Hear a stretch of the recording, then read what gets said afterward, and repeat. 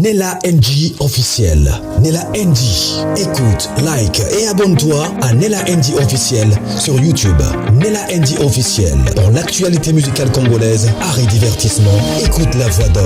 Nella NG te dit toute la vérité. Véritable conte africain. C'est ta destination ultime pour découvrir les plus beaux contes populaires africains. Chaque récit est soigneusement façonné pour divertir, instruire et inspirer, en transmettant la sagesse profonde de nos ancêtres adaptée à nos jours. À travers des histoires pleines de mystères, d'émotions et de vérité, tu exploreras les valeurs africaines, les proverbes puissants et les leçons de vie qui traversent les générations. Que tu sois en quête de sagesse ancestrale, d'aventures palpitantes ou simplement d'une belle histoire racontée avec passion, tu trouveras ici de quoi nourrir ton esprit et ton âme. Abonne-toi et embarque dans ce voyage unique au cœur de l'Afrique, où chaque conte révèle un fragment du cœur, de la foi et de l'identité de tout un peuple. Véritable conte africain. Ngala vani na ngai ya sanda bande benga mwana ntuka nga za ya na yo po ni yuzo éviter ngai otanga ba commentaire bato bazo tia du genre que non ngana otilo poison parce que bato ba ko mape bongo ya ke bana sanda lina baza ko melanga mingi na za ya na za problème na ote ndi alobai na nga bongo nga pe na bi OK pas de problème toza na biso pe bien mais après na sima na ngo to komi ko so na bien a benga benga nga nde jour mususu na monika rappel ni ekoti na téléphone appel ya sanda lina ekoti makambo na zolo bango libota nzambe nga na sambelaka. Je vais dire que la vérité. Nga na luka ya Sandraline te. Te la caméra nango yo c'est vrai que ça mo ibeka wa. Voilà. Libota nzambe. Je vais dire que la vérité. Nga na luka ya Sandraline te po ya pesa nga numéro ya papa Kofi parce que na okaki na live mo ka sala ki akoselinga makambo ke nga na benga ki pour na senga numéro ya papa Kofi. Eza lokuta. D'accord. Ya Sandro ke na église o sambelaka. Yo ndo benga ki ngai. Obengo binanga mwana nchuka kende kaka poto na pe na audio na yo ozolo bakeno mwana nchuka susi na kaka papa na tazaka mkola buzoba me opeseka mbonga memuka na poto kendo okende kaka kufunda kaka okende funda papa chéri susi na kaka okende kaka mwana nchuka yo kutoza bien yo zala mwana na bota te okende kaka kufunda ngana vandika kimi na bien bon ça va azipe atine nga numéro papa Kofi na téléphone ndenge yeni mdo asaki to bana osona papa Kofi yo pe tanzo numéro sala ki nini kasi tana zo numéro nga na benga ite ba benga ngai tana ya pesinga numéro na monika mbala mo numéro mo boye e coach de la part ya kuna e bengi nga pe na solo na téléphone na bité makamu susu foko solo ngo kimia ezaki li dossier du genre qui na pesa $4,000 ezaki du genre muto centré le kwana ya Sandalina faki na pesa kwa $4,000 ya visa tezoke malembe. Tant on a le numéro de téléphone, il y a un numéro ya grand mopa, mais c'est na Congo. Est après numéro mo côté ba no benga yo. C'est que yemo côté mutu moko za na entourage na. Numéro mo ekota ki déjà so benga nga déjà. D'accord. Après on t'a ça que le kwana ya Sandalina. Oui. Après na moni mbala moko ya Sandalina nga ko banga te côté sa esprit. Yeninga za wana ayibani na bakonji mingi. Moni papa chéri a bloqué yo, moni gouvernement oyo za ya baluba, moni ba kobimiso te yo atana Brazza ba telongi na ona ba aéroport. Atana awa kuto kobima te ni za wana kangama ya za kamada ba président. Wana tu ya Sandalina. Ndazo azo kondimisa nga likambo wana. D'accord. Nga siko na vandi il fallait qu'il pesa $4,000 à visa.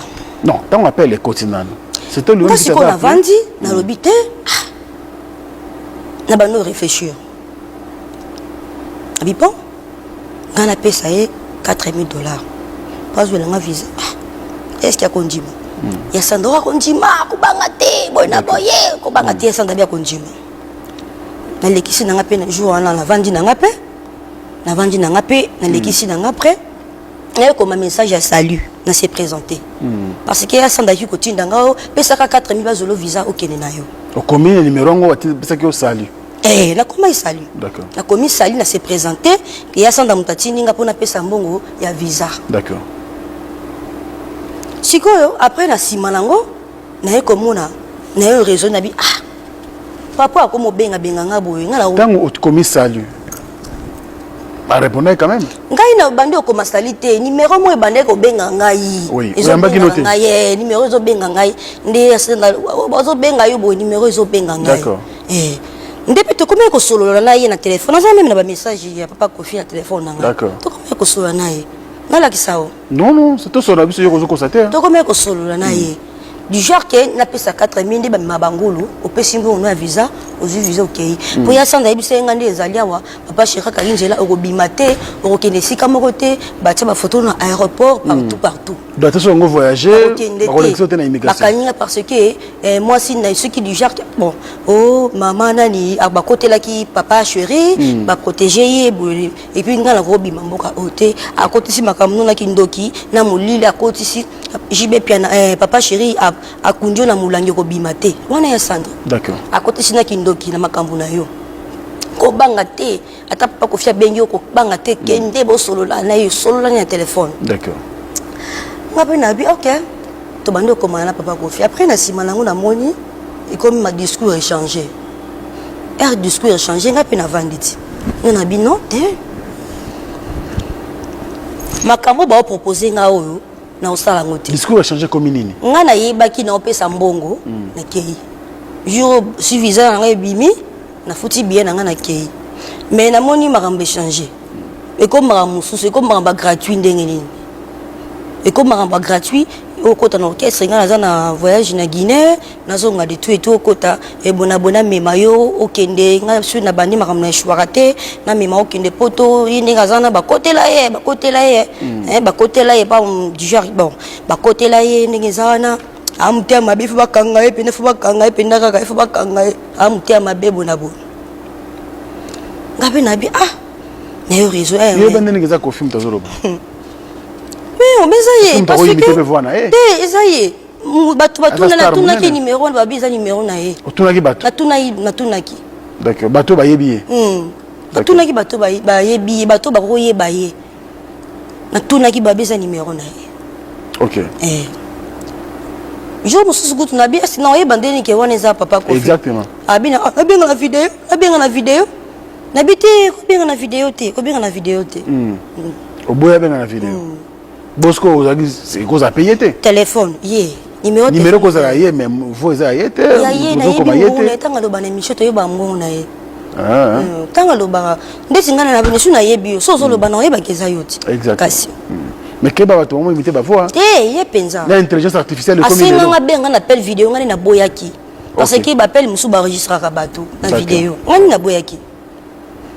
Maintenant, échanger les solos. Yo, on fait ça $4,000 au lobby après les solos. Et comme makambo soutien non, on a qui ne confond dans la poto, bablo ko nous surtout il y a Sandra Moral qui na funda papa chéri na poto, qu'on a fait comme somba. Ah, nabi oyote.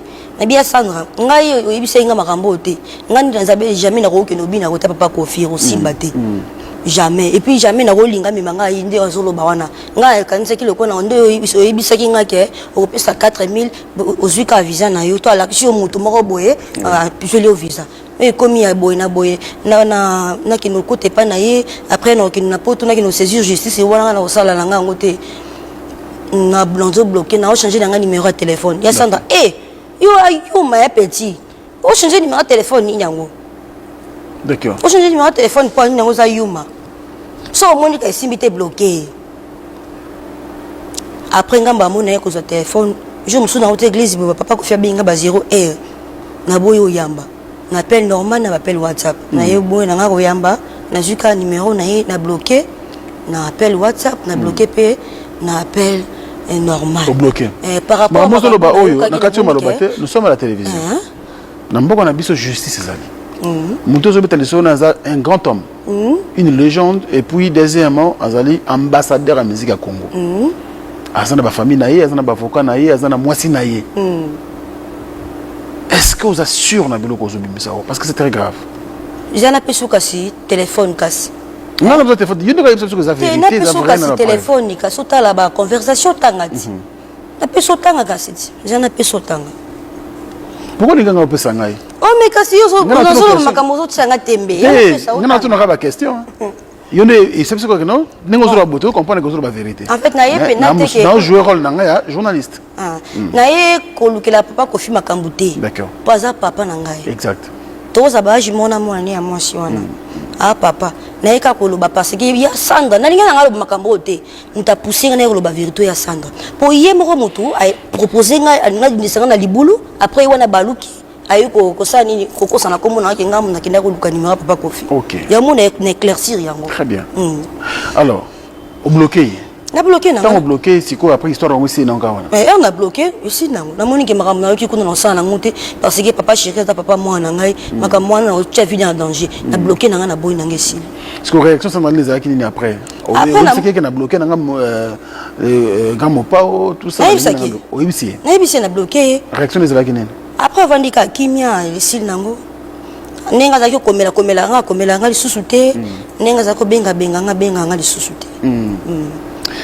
mais mutu oyo zolo babongo Sandra na ko tindo na mabe eza yé mutu mona église pour la délivrance pour na souci azalaka nango pour na yoleki na ye délivrance zo na église est-ce que ezaki souvent ki yo na vie na yo to mona ki ngo important c'était le loti beaucoup na niveau beaucoup milelo parce que mutu na église amuto alingi yo ani o vino bonga et c'est quoi qui bloqué obima bon siko soki azala bolingo na ngai ameminga na église siko afinga sopo na ni omoni bato mosusu toke na l'église tozoyeba te moto à recevoir Seigneur Jésus-Christ n'a venu comme Seigneur et Sauveur il faut accorder dans un fruit de l'esprit c'est dans Galates 5:22 on comprend ça quoi un fruit de l'esprit moto un fruit de l'esprit a ofinga leki netalo baketoko sambusa na bimiso dio na yoka oka ninga zo batoko sambusa yo na ba janvier na banjo odio ko chana tele micro na yo to yoka na bato ba tala biso parce que bilo musupe de TV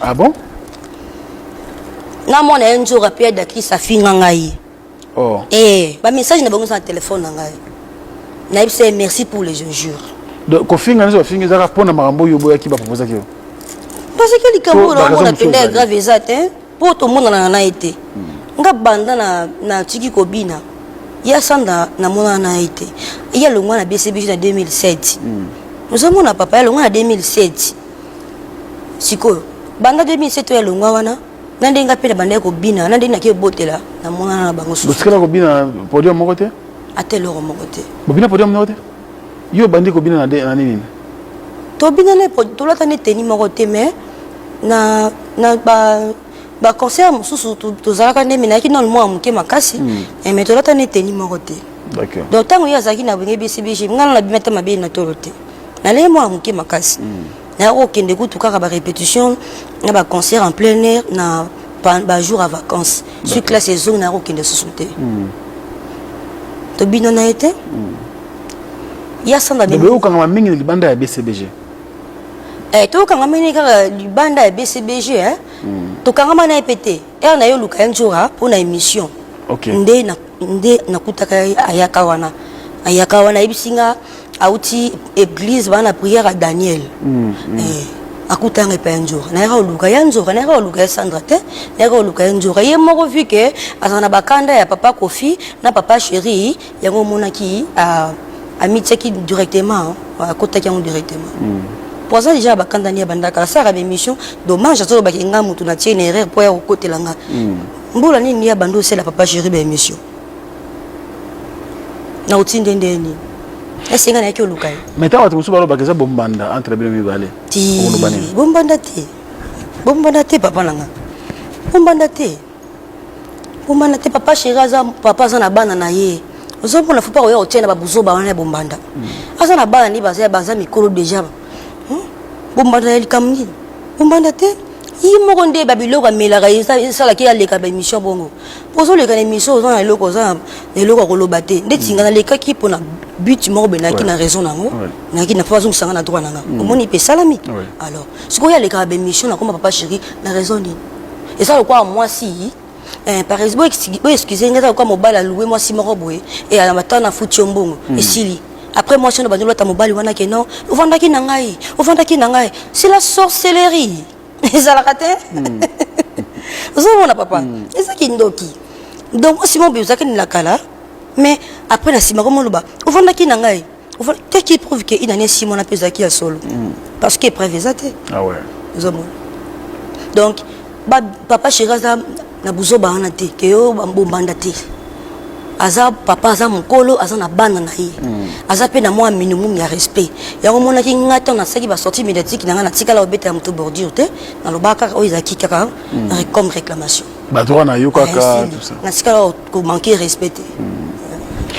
Brenet, yebse so vérité lelo. Est-ce que yo ozana bato moko tinda na poto? Pour pas porter pas chercher plainte sur comme ça ni au katinga so so. Allez-y. Côté oyo baki geno ba menga na église dans la délivrance. Dans la délivrance. Voilà. On répond en anglais. Il y a Sandalina, à même en église dans la délivrance. Ponga mo on est nazali awa. Avant les émissions wana, na salaka 3 mois na badara. 3 mois. Ngomba badara botu na boza ba journaliste boke tuna. Na sokola ma source. Na la rane toko. Ce qui mboule bandi na kimi na batante. Ce qui mboule sil na komboli. Bakase ko yaki na tanje toko na ngana lali. Na tongo na ke na source na toki mai na sokoli.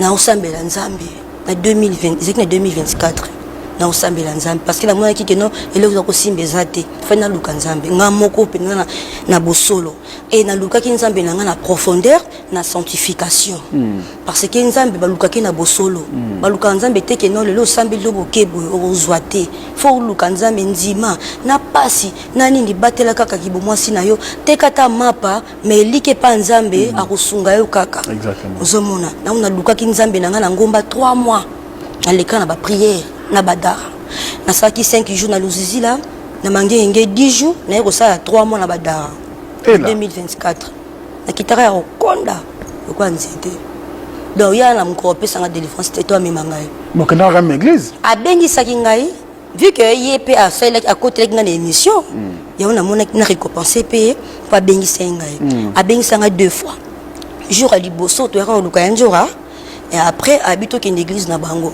nanga na cousine nanga to kendaki après leki mikolo je me souso yo ya de délivrance c'était senga na délivrance ndeni linga nanga de converti un enfant à la front de Dieu na mona nzambe na de converti ba église na bino doctrine na ona yebi angote pona ya zo baptême fona leka na abenga on affermissement na zala na enseigner si na comprendre doctrine na bino ndé na ya osanini ndé na koya na répondre ki ndé nywana après tant on a sali vidéo ya remerciement ya remercier bato na tanga bango te na tanga bango me bamutu na tindila ki pour partager akata ki na libanga na bango na benjora on za mwana mabe o baki bisote remercier bisote o abane ko tomboka wana après pour na calmer na sika dimanche to ki l'église na bino ndé a invité ki nga dimanche to ki l'église na bango ndé après to comme une église na bango to vandi après na moni papa Emmanuel Dodi et papa Dodi a bengi ngai mona ntuka za wapi na micro bon aza papa aza musali nzambe a bengi ngai no sani na matati na matina podium do mona ki papa lobaki wana yesili après na sima nango na zo na ngana église na so na sema na bima OK de la même délivrance ta mokolo monte a même délivrance ndé nini yo me ba mutu na église yo moko za non converti mais la diamba yo za na preuve caméra la diamba comme tu beaucoup na raté mo beaucoup na yaka raso yo te ro luka nzora jour te ro luka nzora ngala cousine ngai tango aye biso na prière à Daniel ba olia ka ndunda na ba olia bilwa musonité et tant akomi wana avandi to solo ya mbinga après na simalango afungula esaki na bando afungula ki diamba na kati amela après apesa aninga pesa nga boye cousine nga salima répondre bien amela biloko na te nakosi nakosi te mais l'on de tant siko na monique yebo mutanga so ninga mema na église na bango a invité nga mo kazo mela diamba na okende te na okende te parce que nzamba luka ke na aventure te baluka nzambe na bosolo so telemika pour na vie na yo otelemika na sanctification na yo ba histoire ba renaissance za randeni bazwaki ngolo liboso nzambe parce que netamboli na bango selon proverbe 31:29 na rokita na se ezo bani plusieurs filles ont une conduite vertueuse mais toi tu le surpasses toutes la grâce est trompeuse et la beauté est vaine mais la femme qui craint l'Éternel et celle qui sera louée récompensera du fruit de son travail et qu'emporte ses œuvres la loue. Donc yango wana nzamba sengi na mwana mwasi tanga la comprendre message wana parole wana comme na simba ki yango Voilà. Depuis na batela qui boyenge bene nanga na batela qui na force qui vit de prière ba pasi ba mini tout na yika na beta de jeune na kolele mwana nsuka pona bato bayebi ete azali ex ya Jibe Mpiana. Jibe Mpiana abotisa etanga azalaki nano mwana mokie. Abina na orchestre ya Jibe. Azalaki mwana mokie azalaki ata na mabele te kande moka lobi. Na 2023 abimaka na réseaux sociaux pour aya ko réclamer ba droit na ye. Jibe azwa mwana abanda ya kopesa ye accepter po amona mwana na ye. Yaki pe kofunda Jibe alobi Jibe azwa bolenge na ye abotisa ye mwana. Oui, apesaka bango lopango, mais ce n'était pas à elle que Jibe apesa ngo, apesa ngo na maman na ye. Maintenant qu'elle a la conscience, elle a compris que Jibe a VIOIL ndaye ko réclamer ba droit na ye. Alors justice pesa qui saisit, Jibe pas qui convoqué, bakendaka pe na parquet, mais esukaka à l'amiable. Jibe s'occupera na fille oyo, batiaka ye na ba droit na ye kandenga oti koloba na osaka résima mokie. Alors Jibe concert na ye bauti ko annule yango na poto. Naza na mwa video moko mokie awa na otela bino na suka émission nanga bolanda yango po na osala kaka mwa résima mokie. Okoka Valeria News ninga azoloba ke Jibe pe azana ba problème na poto ya ba VIOL yango kaka. Alors boyebi ke Koffi Olomide azalaki pe déjà na ba problème na poto. C'est comme s'il n'était pas content atikala kaka ye moko musicien oyo a VIOL ba musicien na ye. Ensemble ye na Sandra Lina balingaki baede mwana ntuka oyo akende poto, mais à une seule condition que soit komi kuna apporter Jibe Mpiana plainte. Pour ba plainte eza kuna apparemment ezo peser penza te. Plainte ya mwana ntuka e opese makasi parce que wana eza na ba preuve. Mwana za na kati. Elle aussi, sage qu'elle est, elle a refusé parce que yena Jibe bazana mwana. Ce n'était pas une histoire d'un soir qui est terminée comme ça, mais que cette histoire a donné naissance à un homme, un humain, une fille.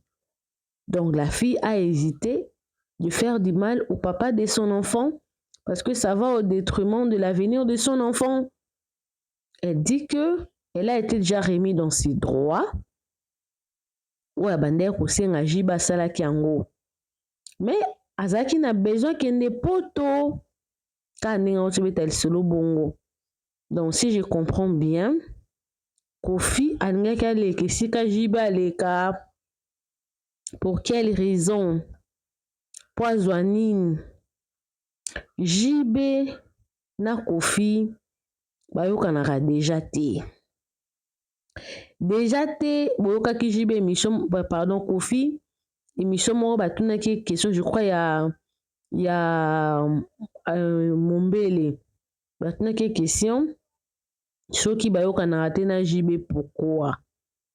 Bino boyebi ka Koffi mo ndenga répondaka alobi o mwana o boye. Ce qui est sûr, Jibe na Koffi bayokanaka te. Yo mutu da boyokanaka te. Pourquoi kende ko s'associer na mama ya mwana na ye ya bango mbale po au conseiller kekendo funda na poto po jibazwa de plus en plus de problèmes. C'est que oza mabe nga kutu sanke na yo kata o parti à Kofi. Kofi est toujours dans le mauvais chose. Bokaki mwana ne moko propre.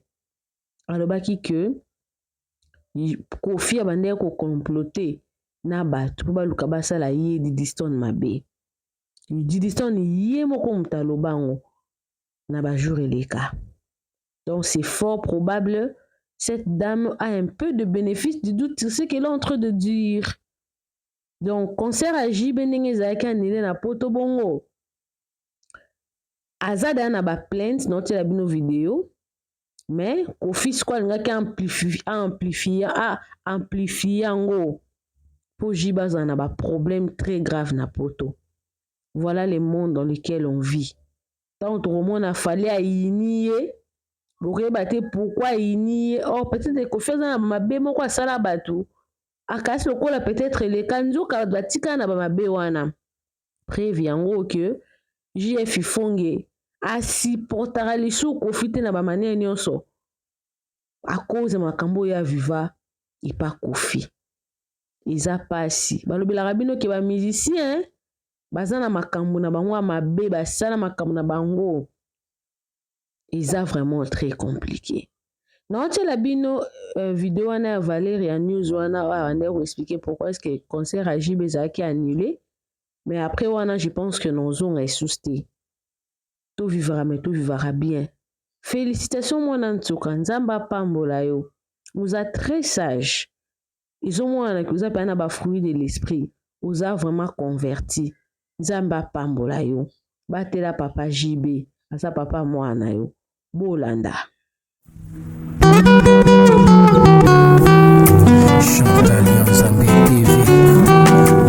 Pour ne rien manquer, abonnez-vous et cliquez la cloche de notification. Ensemble, nous créons une communauté plus forte et solide.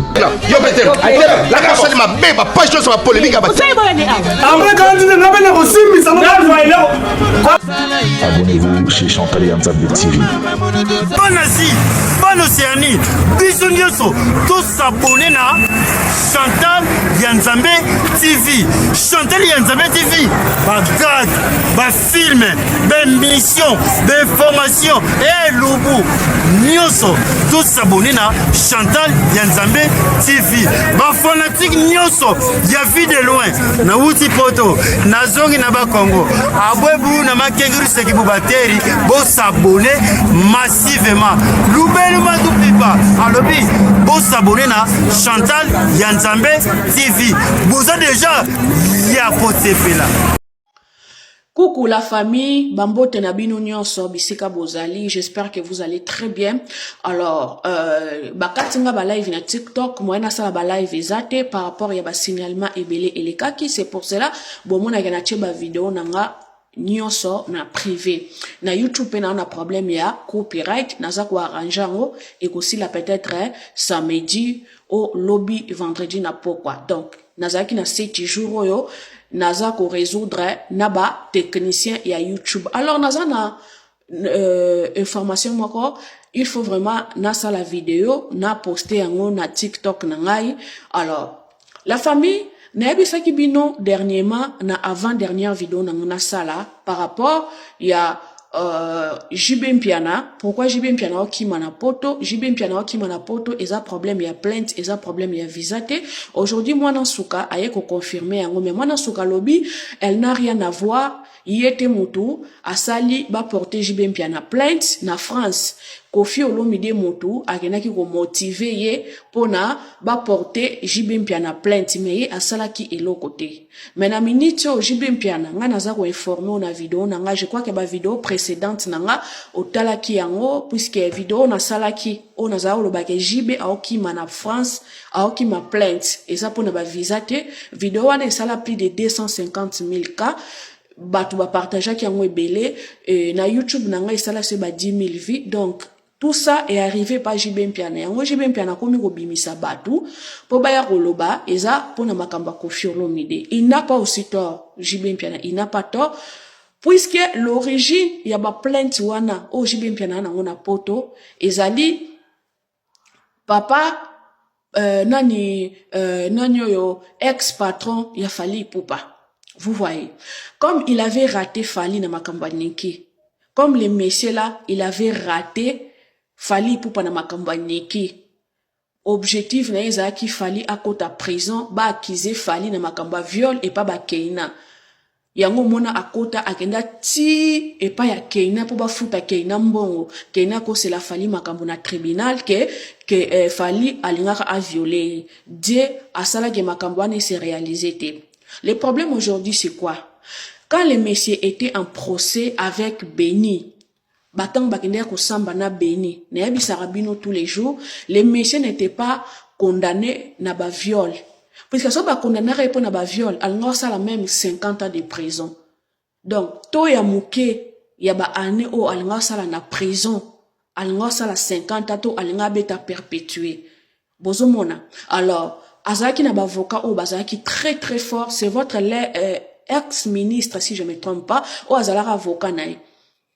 Azalaki tellement n'a pas avocat ou Bazaki makasi, ba avocat naï ba déclarer ka ba lobi loko la ba viol wana eleka na sol française te, jamais aoki ko zala condamné awa par rapport ya makambe ba viol wana, malgré tout ba preuve ezalaki vraiment ebelé, ba témoignage ba danseuse ezalaki ebelé, juge ayaki kondima nini demande ya ba avocat que affaire ya ba viol ezala juger na République démocratique du Congo. Nde bazwaka affaire wana ba viol ba renvoya ka yango na Kinshasa.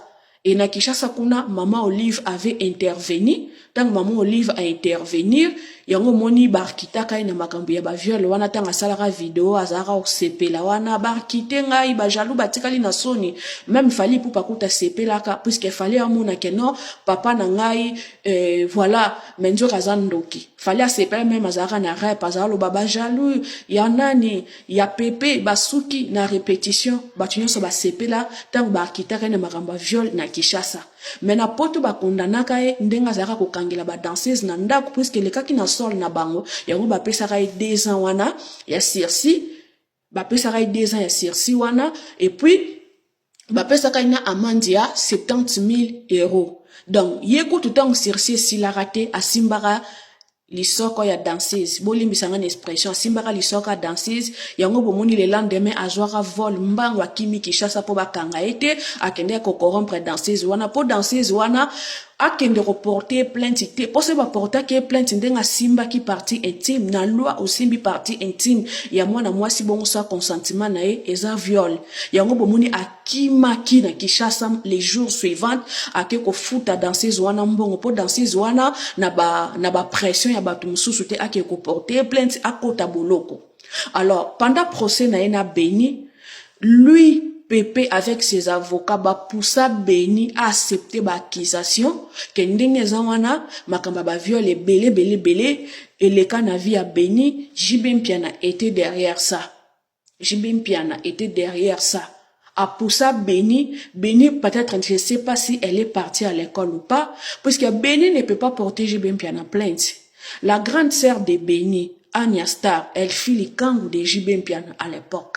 Donc, Anya avait de bonnes relations avec JB Mpiana. Et on peut monara yé Pepe l'air mort à l'oba que JB Mpiana moutazara derrière ma comme ba danseuse nae par rapport à sa petite sœur Anya Star par rapport à sa petite sœur Oeza nani comment Béni aza petite sœur ya Anya aza ex likangu ya JB Mpiana. Vous voyez. Donc c'est ça. Yango kofi azolinga se venger.